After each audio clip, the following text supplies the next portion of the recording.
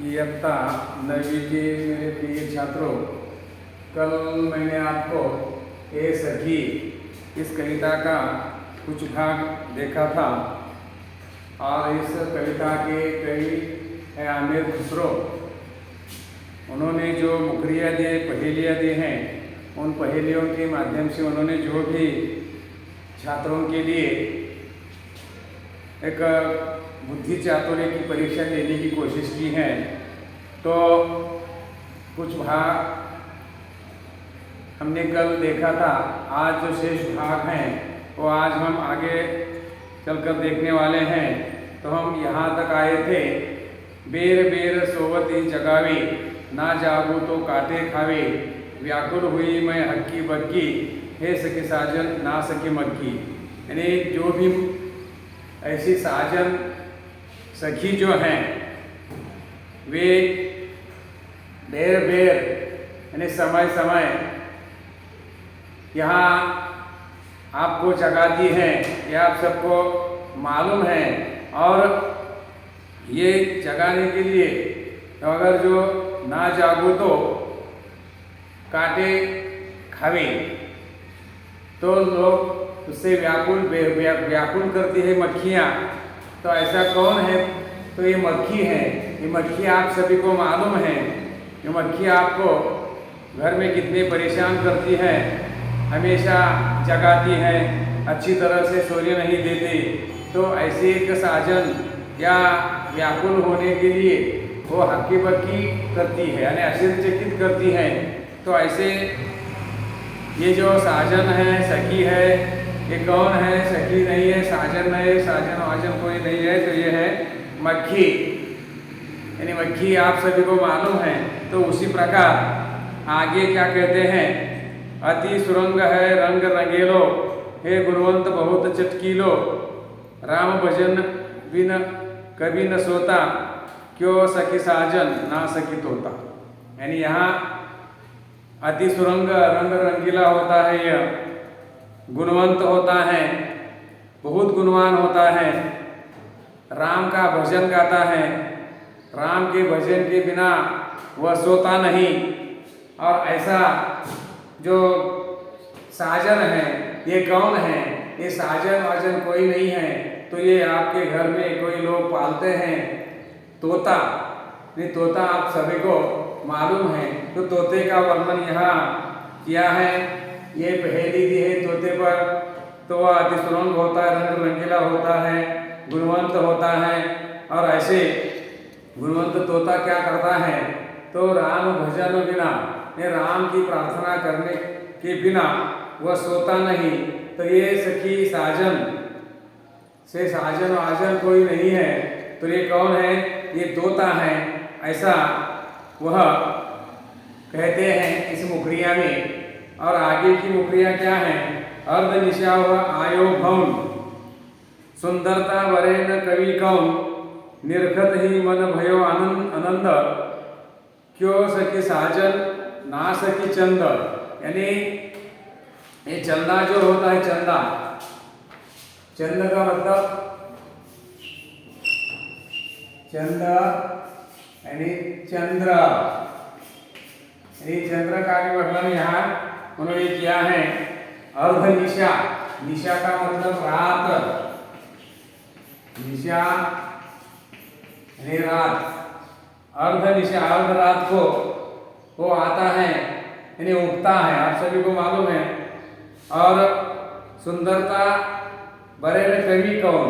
ये जो भी ये कवि जो लोग हैं, उस चांद की सुंदरता पर बहुत सारे गुणगान उसके पास है। चांद की सुंदरता का वर्णन कितने कवियों ने किया है।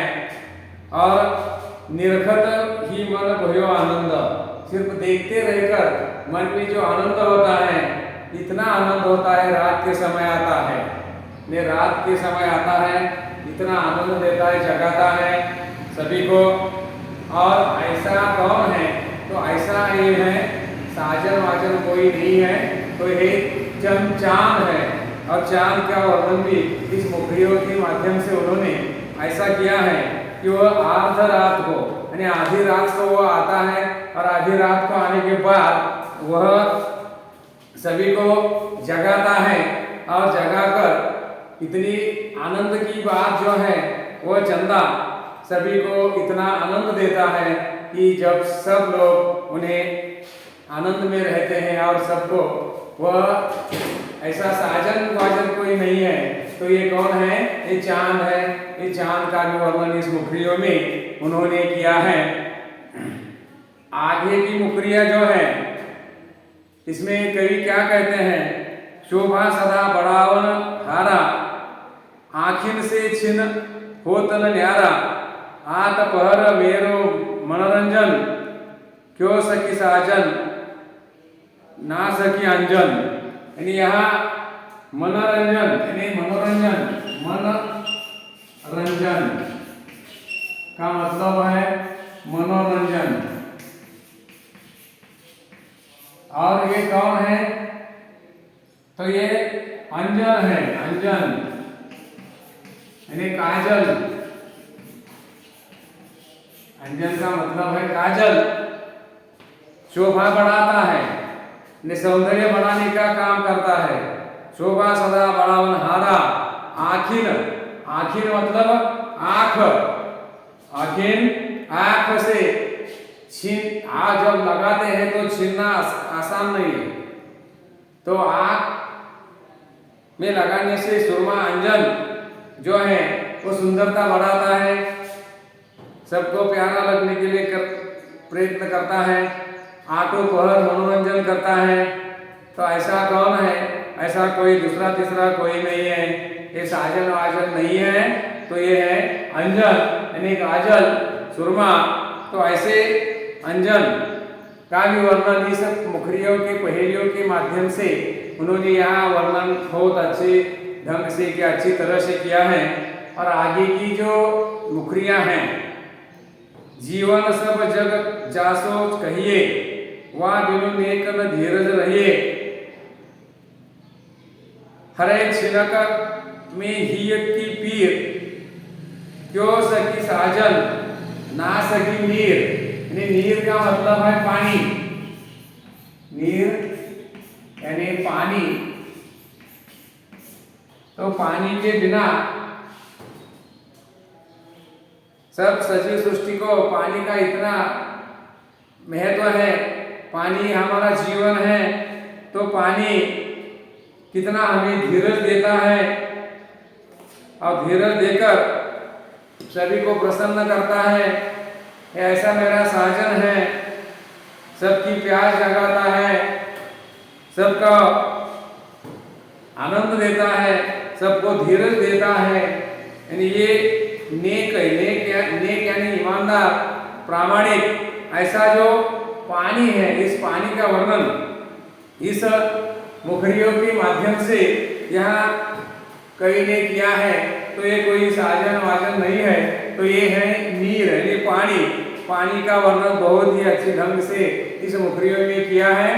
तो पानी एक साजन है, हमारा प्राण है, जान है। उसी तरह यहाँ ये मुखरियों में सब लोग यानी सभी के लिए ये पानी का महत्व समझने की कोशिश इस मुखरियों के माध्यम से।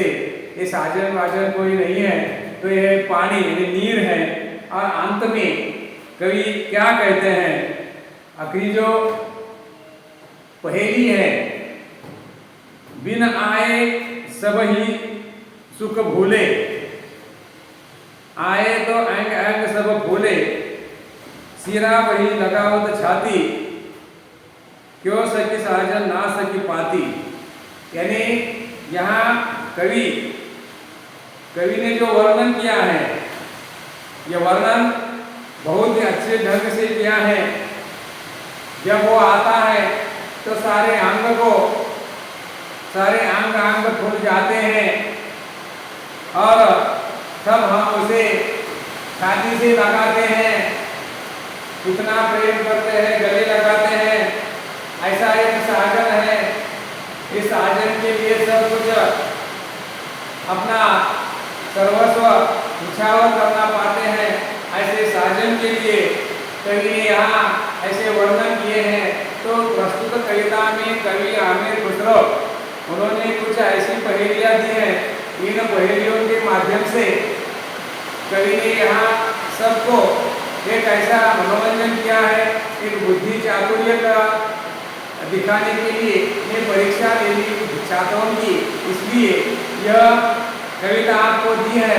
तो प्रस्तुत जो कविता है, इस कविता के माध्यम से ये संदेश सलाह यानी प्रेरणा देना चाहते हैं कवि। तो ऐसे इस कविता के जो स्वाध्याय है, ये स्वाध्याय आप सभी को लिखने हैं, अपनी नोटबुक में लिखने हैं, हर रोज के स्वाध्याय लिखने हैं, अच्छी तरह से पढ़ाई करनी है।